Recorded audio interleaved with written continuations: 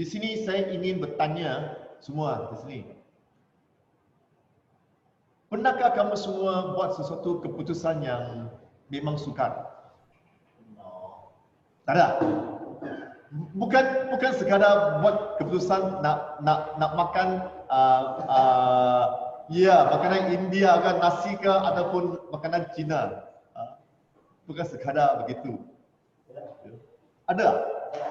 Okey. Eddie ada. Mungkin Eddie boleh berkongsi sedikit. Waktu saya mengambil Boleh.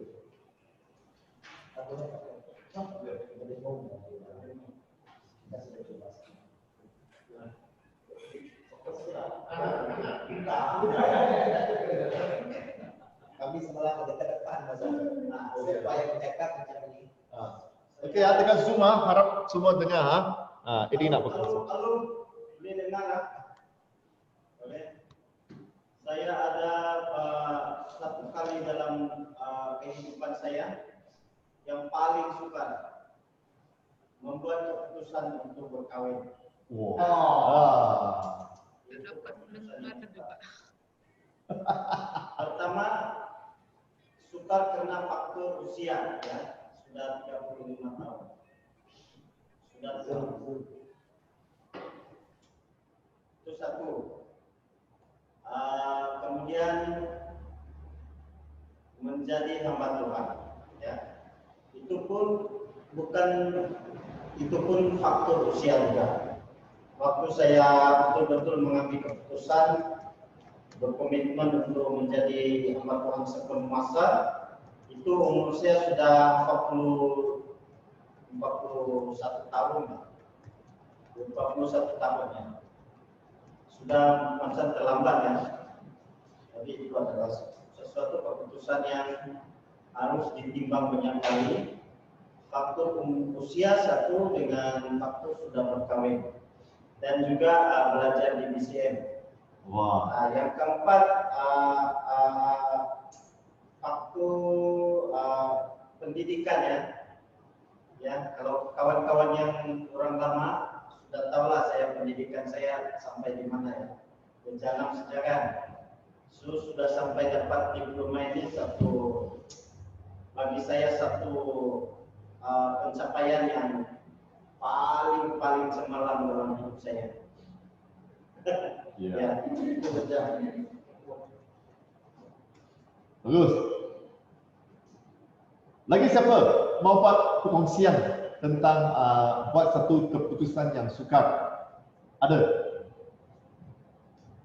Zoom, ada siapa mau kongsi juga?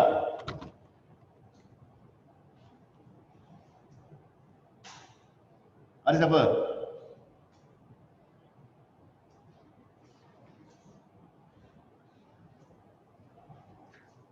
Siapa mau kongsi? Lagi?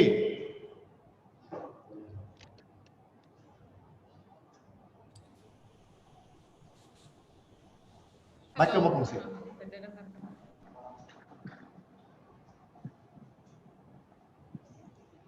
Halo, boleh dengar nggak, Pastor? Boleh. Saya punya internet tak stable lah. Sekejap saya kena tutup video. Sudah mulai datang nggak sekarang? Ya, kalau kata tentang keputusan tuh adalah paling besar dalam hidup saya keputusan ketika mau ambil memutuskan tentang apakah bapak saya dioperasi atau tidak. Itu sangat sukar lah. So ketika ambil keputusan sudah tamat punya keputusan, dan akhirnya ada di ending dari perjalanan itu ada rasa penyesalan begitu. So itu satu keputusan yang sangat sukar lah. Oh, pembedahan. Ya. Hilang kan, bisa. Bukan, dia kata video tak stable, oleh itu dia tidak buka. Itu Ya, dia tutup kerana tak Dia internet saya tidak inilah stable, jadi saya tutup video. Yalah, boleh Tidak lah. menangislah. Lagi siapa? Okey, bagus, bagus.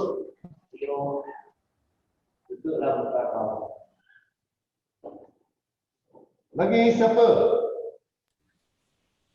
Michael. Pak, kenapa kau pakai itu? Kenapa dia pakai emas di rumah? Pakai mask itu ada bulu kucing.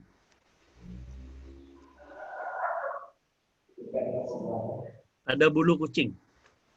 Bukan COVID-19 ha. Okey, tentang mengambil keputusan peserta.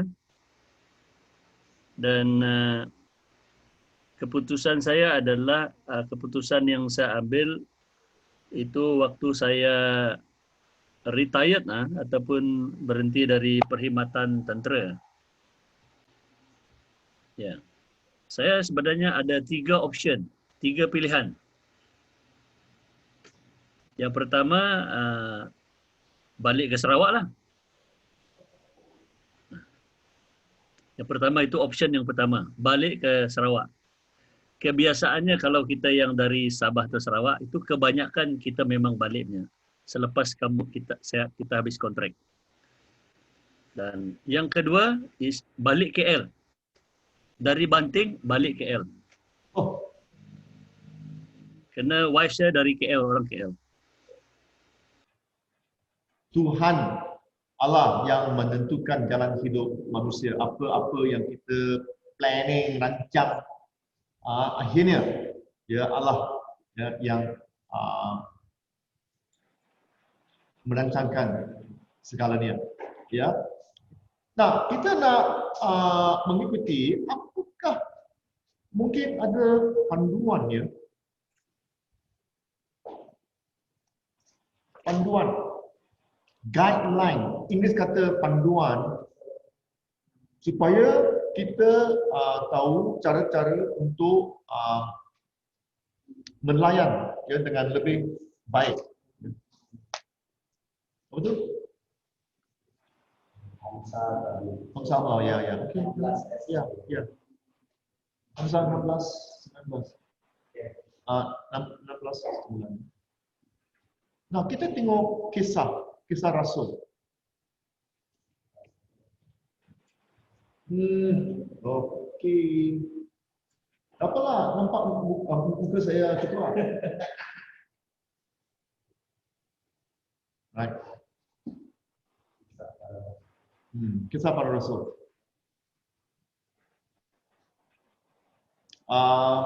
Kamu semua baca dan tengok apa yang kita boleh belajar dari kisah 15, kisah Rasul untuk belajar cara-cara ya untuk membuat keputusan yang terbaik.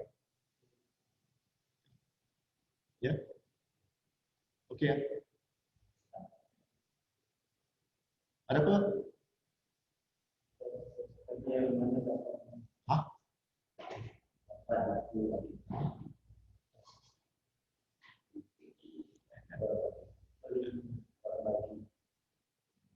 Okey? Dan apakah panduan? Nombor 1 penting ialah kita kena kenali masalahnya. Apakah isu tu? Apakah masalah dia? Apakah soalan? Adakah isu itu memerlukan satu keputusan? Ya, kita sebelum buat sesuatu keputusan, kita gather ya, mengumpul segala informasi tentang perkara itu. Ya, sebelum membuat keputusan. Dan juga tulis apakah masalahnya. Memang sukar untuk membuat keputusan yang baik kalau kita tidak mempunyai apa tu maklumat yang mencukupi, ataupun kita tidak tahu apakah masalahnya. Ada kadang kita pun bingung. Sebenarnya apa masalah dia? Tak tahu. Ya. Cakap saja. Ya. Itulah masalah dia. Masalahnya ialah tak tahu masalah yang sebenar. Benarlah. Jangan ingat tak pernah ya. Benar. Okay. So, selepas kita mengenali masalahnya, kita pun ikut modal untuk membuat keputusan yang baik. Apakah modal dia? Ada beberapa modal. Nombor satu, tanya soalan. Adakah ia dikatakan dalam kitab suci? Kitab dengan perintah, prinsip-prinsip umum ataupun contoh yang tertentu. Nombor satu, misalan, saya katakan, masalah sekarang, bolehkah kita membunuh seseorang? Adakah Alkitab pernah mengatakan? Benar, kan? Alkitab pernah mengatakan tak boleh membunuh. Okey. Period. Stop. Tak boleh membunuh. Ya? Adakah Alkitab pernah mengatakan? Bolehkah kita marah sesuka hati? Adakah Alkitab mengatakan? Alkitab pernah mengatakan bahawa kita harus kasih. Bukannya menjadi pemarah, tapi peramah. Oleh itu, janganlah marah. Alkitab pernah mengatakan tak boleh. Tak boleh apa? Tak boleh lah. Kan? Siapa di sini percaya puasa? Puasa, fasting. Pernah kan? Terutamanya apabila kita tak ada duit untuk makan. Puasa lah. Puasa tu paksa. Puasa paksa. Dulu bagus aku pernah. Hari kami semua duduk Tauma. Melayan, kami keluar hari Jumaat, balik Isnin. Biasanya balik Isnin selepas makan tengah hari. Malam baru makan di sekolah. Ya. Tapi bagi saya lah, kami balik selepas sarapan. Tak ada makan tengah hari. Puasa. Tapi ada kalanya bukannya puasa adalah hati lah, paksa. Tak ada duit, dah habis. Kena tunggu apa tu, bukan gaji lah, love offering dari gereja. Terutamanya akhir bulan. Oleh itu, apa yang saya nak kata, di sini kita semua percaya dan tentang puasa. Tapi ya, saya pernah berbahas dengan orang. Dikatakan saya tak percaya puasa. Tapi kita bahas 1 jam. Lepas tu dia kata, memang saya susah mau berpuasa.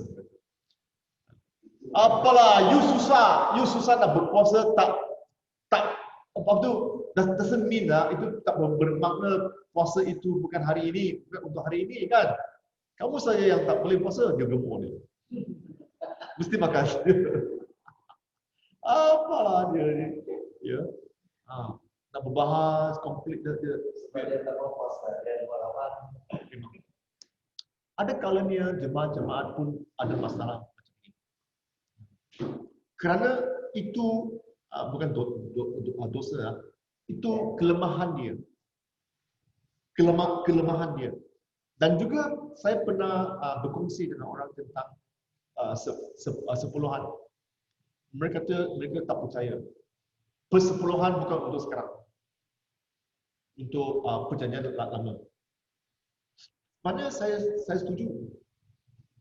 Persepuluhan bukan untuk sekarang. Sekarang berapa ratus? Sekarang 100%. Deny yourself and give everything. Ya. Tengok dalam kisah, buku kisah, setiap orang mereka memberi. Mereka jual rumah, bukan jual anak lah, tak lah. Jual rumah, jual tanah, mereka memberi. Tak boleh jual anak. Ada. Ya. Dan mereka kongsi, mereka membahagikan untuk orang-orang yang memerlukan. Tapi sekarang, ramai orang, mereka mempunyai masalah. Tak boleh. 10% tu, ayo, begitu susah. Jangan sampai ada halangan. Alright? Yang pentingnya, apa yang Alkitab katakan. Right? Dan sekiranya Alkitab ada mengatakan, ya, buat keputusan berdasarkan perintah, prinsip atau contoh Alkitab. Senang. Straightforward. Tak boleh, maksudnya tak boleh. Ya.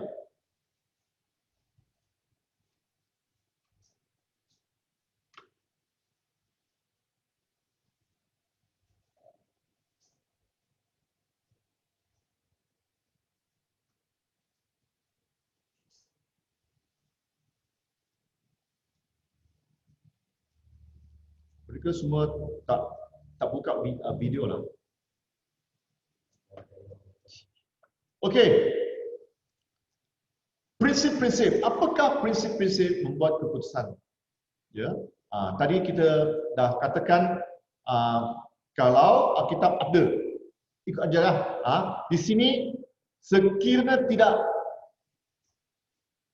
tak secara langsung, not straightforward, tak pasti. Macam mana? Macam sekarang. Michael masuk askar kan? Kecil-kecil, lebu jaga. Masuk akal lah. Masuk askar. Bila pencen, bank jaga. Kecil-kecil, lebu jaga. Pencen, masuk askar. Sudah besar. Okey, kalau mungkin Michael masih muda, maka nak tahu, nak membuat keputusan, nak masuk askar ke macam mana tahu. Tapi Alkitab tidak mengatakan boleh ke tak boleh. Kan? Macam mana? Ya. Betul. Sekiranya begini, Alkitab tidak mengatakan, maka tanyakan adakah ini amalan yang boleh dipersoalkan. Can we ask question? It's something to discuss. Bolehkah dibincang? Okey, boleh bincang. Michael masih muda, nak masuk askar. Okey, kita boleh bincang. Okey, bincanglah. Lepas tu macam mana? Nombor 2, buat keputusan berdasarkan jawapan pada soalan-soalan ini. Nak masuk askar kenapa? Mempertahankan tanah air.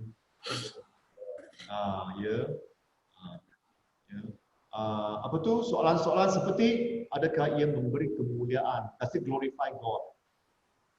Masuk askar tu memberi kemuliaan kan? Ya, betul.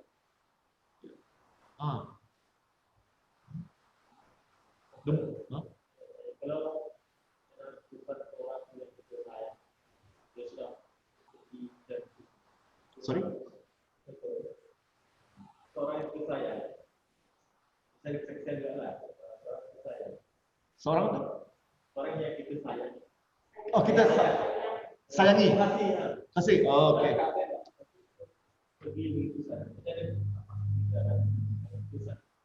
Okey.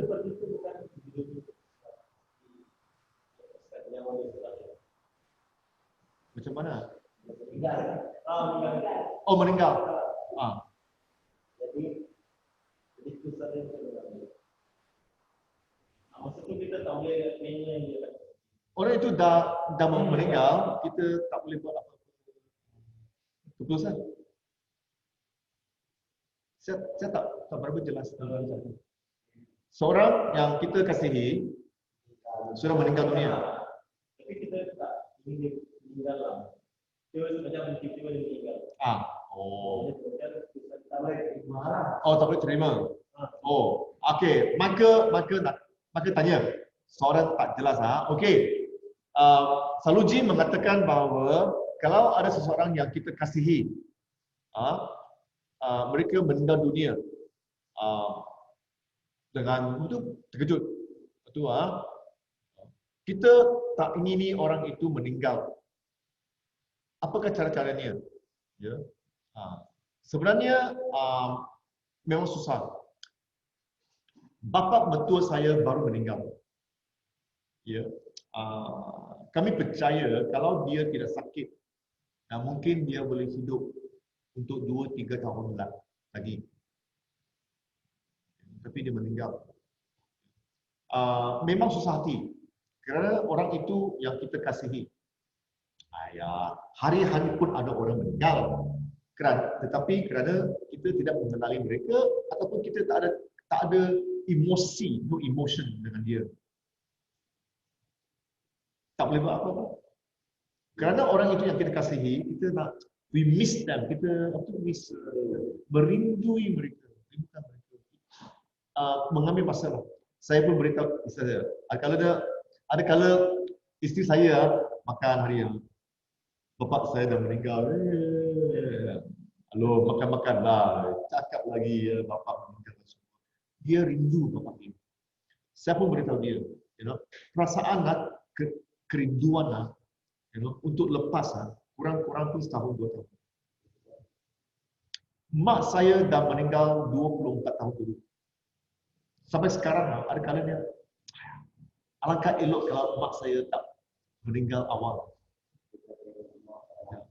Ya. Ini patut katakan mudahlah, tapi mereka sudah lebih kurang, tapi kalau muda Ya, saya faham. Abang saya tak ada. Ya. Abang Abang Saluji meninggal awal. So mereka rindu dia. Bukan senang.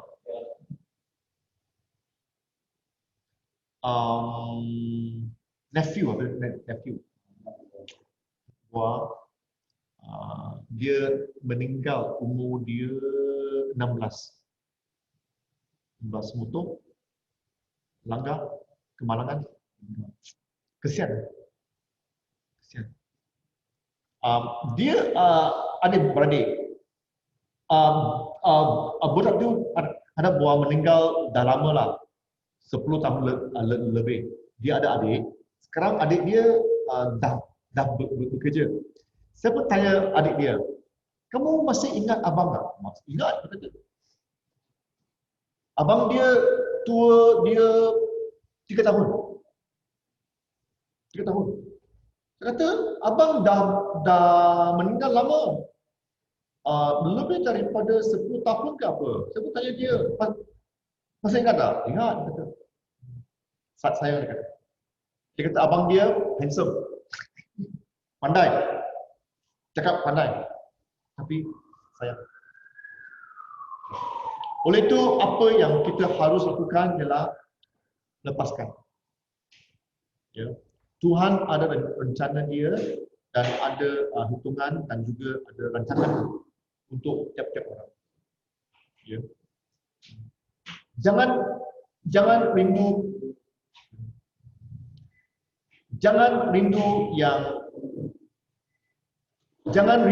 yang telah meninggal. Ya.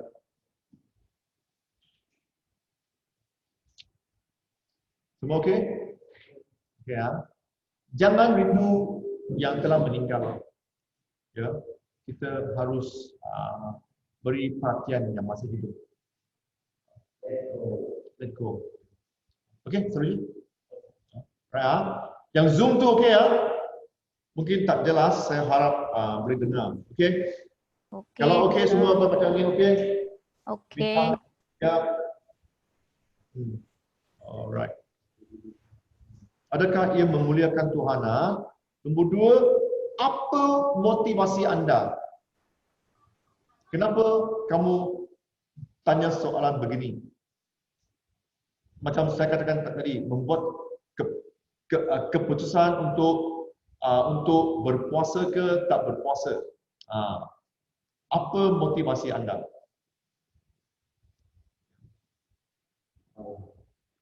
Maksudnya apa? Perlu ke tak perlu? Tadi kita ambil Michael sebagai satu contoh ya. Apa motivasi untuk mempertahankan tanah air? Ya, jadi askar ya. Ya, jadi kalau jadi askar memang tidak akan jadi kaya lah. Mungkin jadi YB boleh. Jadi YB lah Pak. Ada Ya, YB. YB. Ya. Apakah motivasi oleh itu? Apakah motivasi Michael bukan menjadi kaya? Kalau Michael mau menjadi kaya, jangan jadi askar, kan? Jadi penjaga, kan? Ya. Motivasi lah. Motivasinya adalah untuk berkhidmat untuk negara lah. Benar. Service. Service, Ya. protect the country untuk mempertahankan Kena begini ya, Pastor. Sedikit boleh sedikit ya. Sebelum saya jadi askar, saya kerja kapal loh. kapal. Kapal. Kapal terbang. Kira kapal lah, kapal tunda apa tarik apa itu. Gaji quite okay lah. Masa tu umur 18-19, tahun 88-89. Gaji sudah 1,400. 1,400. Masa itu. Tapi bila saya pergi masuk tentera, starting gaji saya baru 475. So, penurunan hampir lebih 300%. Bukan kenaikan 300%.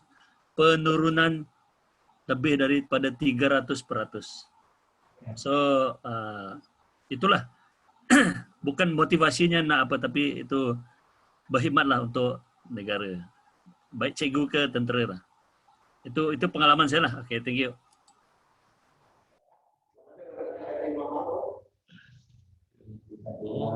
Ya, benar.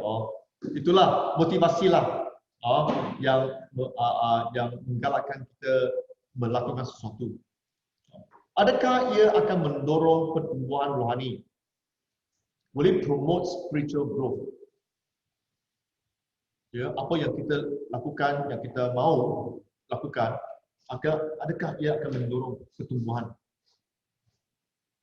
Kalau tidak, ia mendorong ataupun menyebabkan kita ke arah duniawi. Kita kena berjaga-jaga. Right? Dan adakah ia tabiat kebudakan?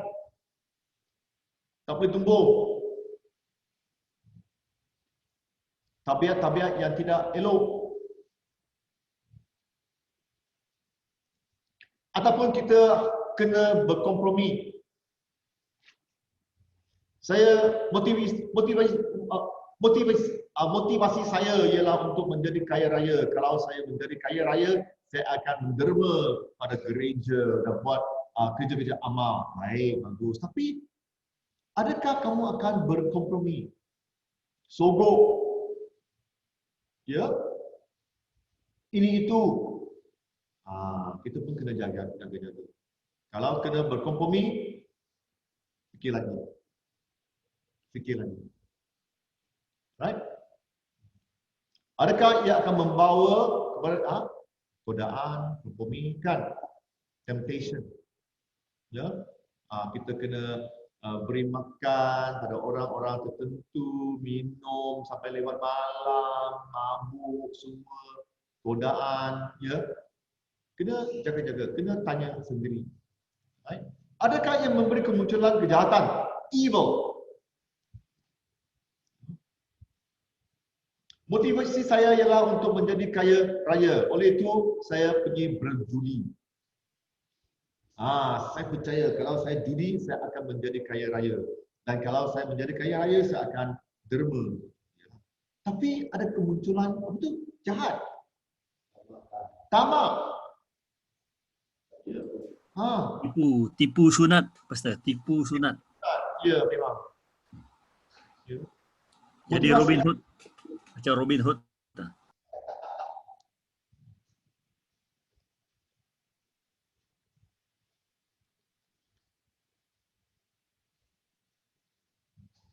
Ini kata apa tu?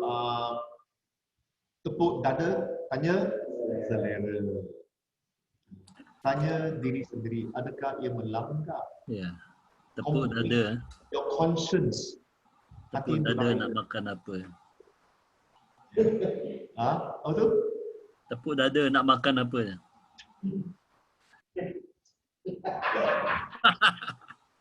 Jangan selera. Tak selera. Kadang-kadang tak selera. Bagaimana ia akan mempengaruhi orang lain? Apabila orang lain nampak kita, wah, itu kan cara-cara dia menjadi kaya, berkompromi, sogok, mabuk, kaki perempuan semua. Wah, itu cara-cara menjadi kaya. Orang macam ini mungkin saya tidak mau bergurau lah. Apa rasa? Okey. Saluji ya. Bukan. Jangan. Tutup satu. Ya. Okey.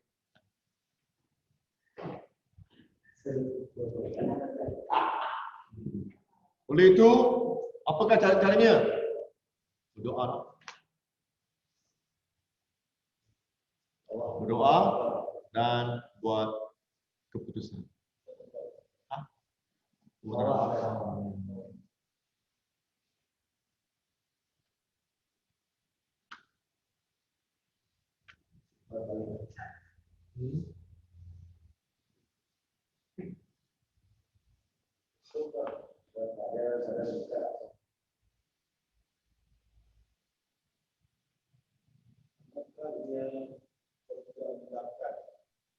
Pastor Alex, boleh saya tambah? Can I add something? Please do. Tolong tambah. Bahagian terakhir itu berdoa kemudian buat keputusan. Itu mungkin juga boleh kita selitkan macam dapatkan juga pandangan atau nasihat orang lain, orang yang lebih senior ataupun lebih rohani atau berpengalaman dewasa, dan at the same time kita doa dan kita buat decision. Dapatkan pandangan orang lain. Ya, seperti ini ya, nasihat. Ya, ataupun pandangan orang lain berkongsi dengan berkongsi.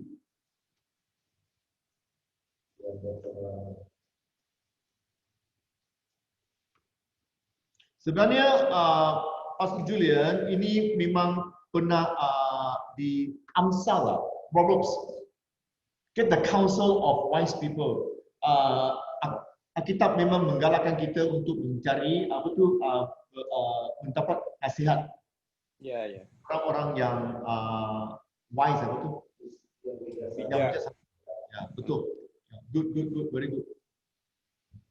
Dan itu kan kisah para rasul juga, waktu mereka tidak dapat keputusan, kan mereka juga berjumpa dengan para tua-tua. Ya. Nasihat ya.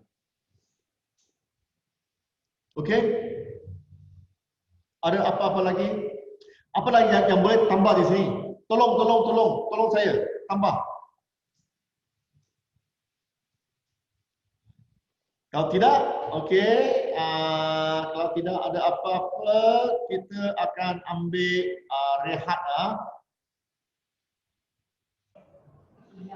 Okey, teruskan.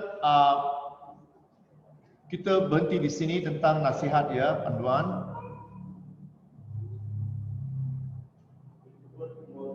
Ya, nombor 2, ikut modal membuat keputusan. Adakah ia kaedah keadaan untuk hidup atau mati? Is it life or death? Hidup. Ya. Keputusan lagi satu. Tadi katakan kalau tidak di dalam Alkitab, apakah cara-caranya? Sekarang tengok, kalau ini keadaan akan menyebabkan kita hidup ataupun mati, kita ikut langkah-langkah berikut. Nombor 1, doa. pray, doa. Macam Michael katakan tadi, ya, nak masuk askar, adakah itu hidup ke mati? Berdoa dulu. Ya. Mau menjadi pelayan, menjadi pastor, datang BCM, hidup ke mati. Kalau selamat di BCM, boleh cari makan. Kalau tidak, BCM boleh cepat mati.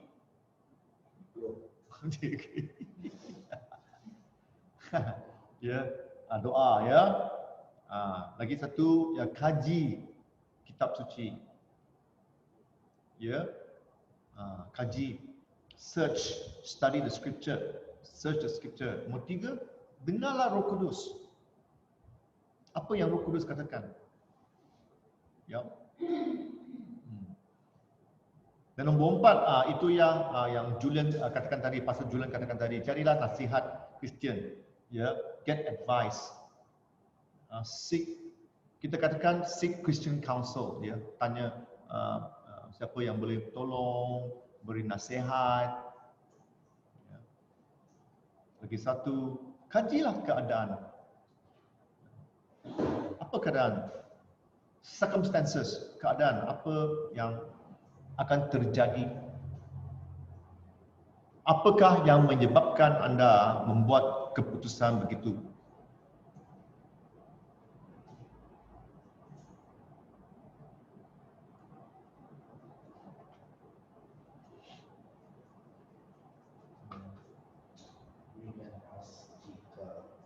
Lepas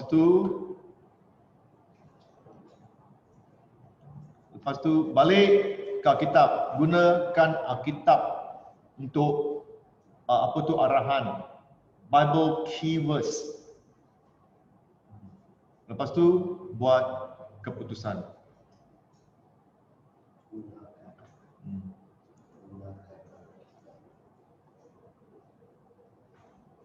Apa itu peace?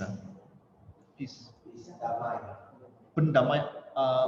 Adakah kita ada peace? Damai sejahtera. Ya. Adakah kita ada damai sejahtera?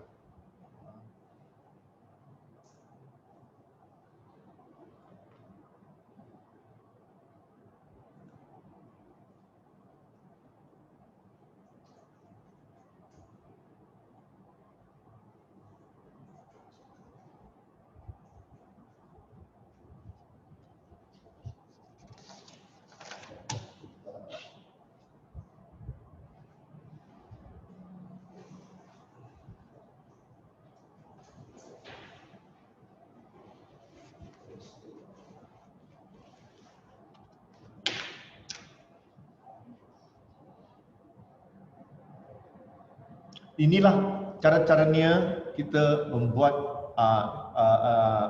ini adalah panduan-panduan supaya kita boleh membuat satu keputusan yang lebih baik. Ya. Ya. Yang terbaik. Memang ada kalanya membuat keputusan bukannya senang kan? Sukar. Kerana banyak kali kita takut yang kita akan membuat keputusan yang salah. Alright, harap ini akan menolong kita. Itu nombor 2. Okay. Lepas itu, kita juga tahu bahawa memang ada pelbagai pilihan. There are various options. Pilihan. Macam kita katakan, Michael nak masuk askar, sebenarnya ada banyak pilihan. Nak menjadi juruterbang, kan? Askar bukan sekadar darat, tentera darat, tentera laut, tentera apa tu? Udara. Ya. Air Force. Air Force, udara. Udara, Air Force. Udara, kan? Ada banyak. Polis juga ada banyak, bukan ada satu. Ya. Itu ada pelbagai pilihan. Ya. Macam mana sekarang? Kalau ada banyak pilihan, kita tengok risiko. Bukan sekadar faith, keimanan, ya, tapi juga risiko dan juga tentang realiti, apa yang benar, kebenaran. Banyak kali kita hanya bergantung pada keimanan, itu penting. Ya, itu penting keimanan, tapi tak sepenting memang penting, tapi tambah realiti ya, kebenaran. Ya, apa yang akan terjadi. Ya, saya lebih suka laut.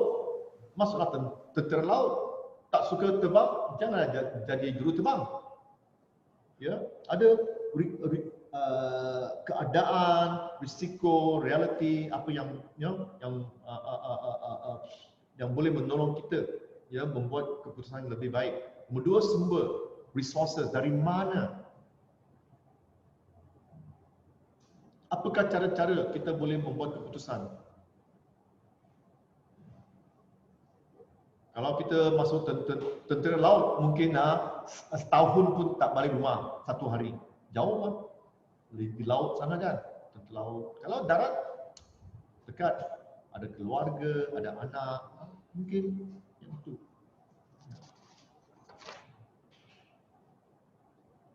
Lepas tu, keputusan. Barulah buat keputusan yang baik. Ada kalanya ada banyak pilihan. Banyak pilihan. Kita pilihlah keputusan ataupun penyelesaian yang terbaik.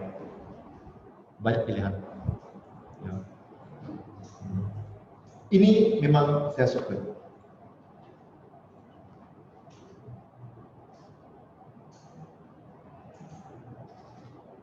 Jangan takut membuat keputusan yang salah. Sebilangan besar keputusan yang salah dapat diperbetulkan.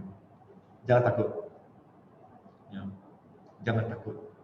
Do not be afraid of making the wrong decision. Most wrong decisions can be corrected. Boleh dibetulkan. Oleh itu, usah takut. Buatlah keputusan. Ya. Buat keputusan.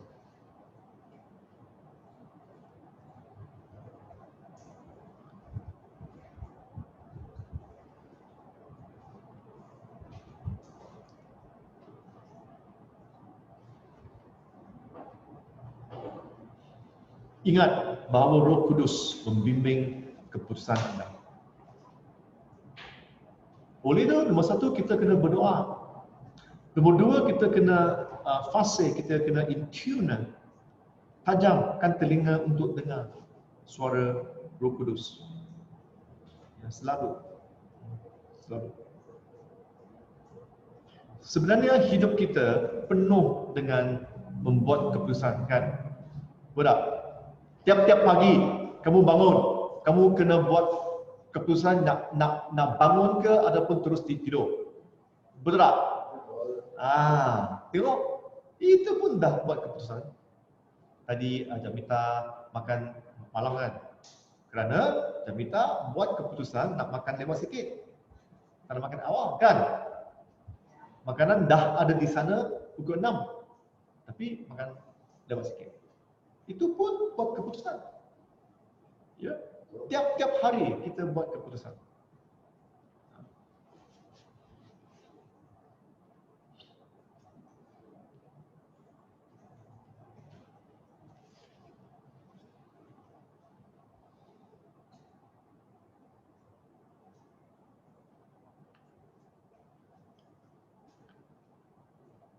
Ini nombor 4 ya. Ya.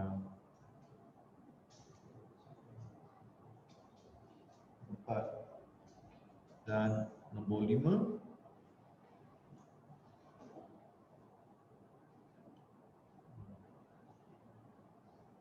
Berkomunikasikan keputusan. Biarkan orang tahu. Terutamanya kamu sebagai pelayan, pemimpin, ya, kamu kena berkomunikasi. Apa keputusan yang telah kamu buat? Ya. Inilah yang keputusan yang kita ambil. Kita dah consider, dah fikir, ya, semua cara komunikasi dan laksanakan. Jangan sampai keputusan dah buat dah beritahu orang tak buat langsung. Hari ini tengah hari saya makan dengan kawan, dia bos lah, dia ada pekerja. Pekerja dia setuju untuk buat sesuatu hal. Dia berladang, dia gardener, bukan gardener, dia kebun semua. Dah 3 bulan kata nak buat, tak buat langsung. Ayo, dia menggeram lah dia. Bingung. Ya. Kalau dah buat keputusan, laksanakanlah.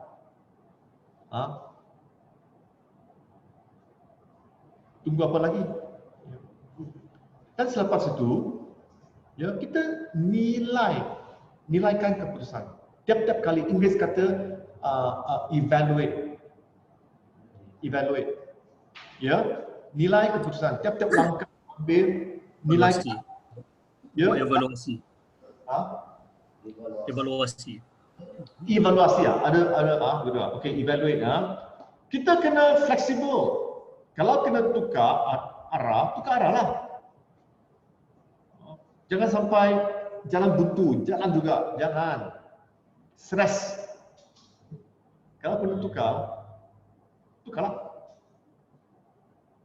Ya? Okey? Ada apa soalan? Tak ada? Kalau tak ada soalan di sini, kamu semua akan break dalam satu kumpulan, dalam kelas ini satu kumpulan.